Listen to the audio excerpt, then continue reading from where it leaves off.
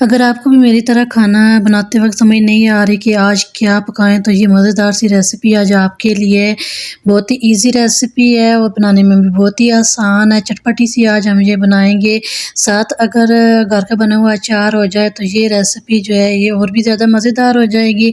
तो चलते हैं इस रेसिपी को स्टार्ट करते हैं। बिस्मिल्लाहिर्रहमानिर्रहीम, शुरू अल्लाह पाक के नाम से। अस्सलाम वालेकुम।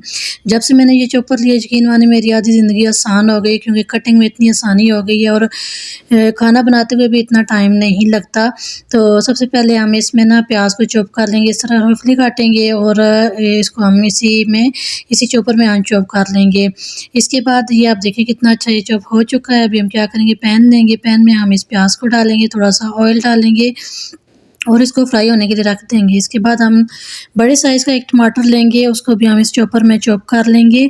इस तरह से आप करेंगे तो ये रेसिपी बनाने में काफ़ी आसानी रहेगी, इतना टाइम नहीं लगेगा। तो अभी हमने इस टमाटर को भी चॉप कर लिया। अब क्या करेंगे, जो प्याज हमने फ्राई करने के लिए रखा हुआ था, इसमें हम डालेंगे 2 अदद सब्ज़ मिर्चें बारीक काट के।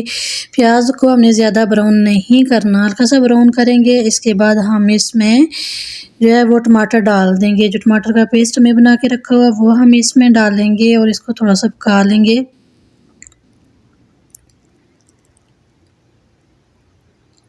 साथ ही हम इसमें ना कुछ स्पाइसेस भी ऐड करेंगे, बेसिक से स्पाइसेस डालेंगे।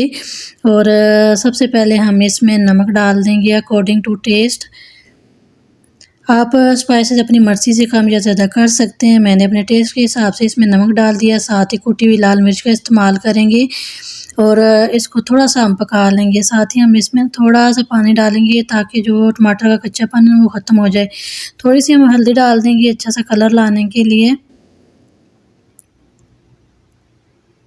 इसके बाद हम इसमें थोड़ा-सा पानी डालेंगे ताकि अगर टमाटर थोड़े से कच्चे हैं वो भी जो है वो सॉफ्ट हो जाएँ, पक जाएँ अच्छे तरीके से। तो अभी हम इसमें एक अंडा डाल देंगे और इसकी हम पकाई कर लेंगे। फ्लेम को मैंने ऑफ़ किया है।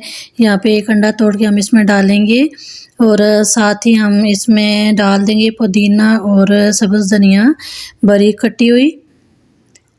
और इसको हम मिक्स कर लेंगे। मिक्स करने के बाद हम इसको चंद सेकंड के लिए और पका लेंगे। और ये सालन आप अंडे का बनाएं, यकीन माने बहुत ही टेस्टी बनेगा और आप इसको 5 मिनट में बना के तैयार कर सकते हैं, इतना टाइम भी नहीं लगता। चाहे आप इसको रात के खाने में बनाएं या आप सुबह के नाश्ते में या दिन के खाने में, बहुत ही मज़े का ये सालन बन के तैयार होता है। साथ ही आप अगर इसके साथ अचार सर्व करें तो इसका टेस्ट और भी ज़्यादा हो जाएगा। उम्मीद है आपको रेसिपी अच्छी लगी होगी। चैनल को सब्सक्राइब करें, रेसिपी को लाइक करें, ज़्यादा से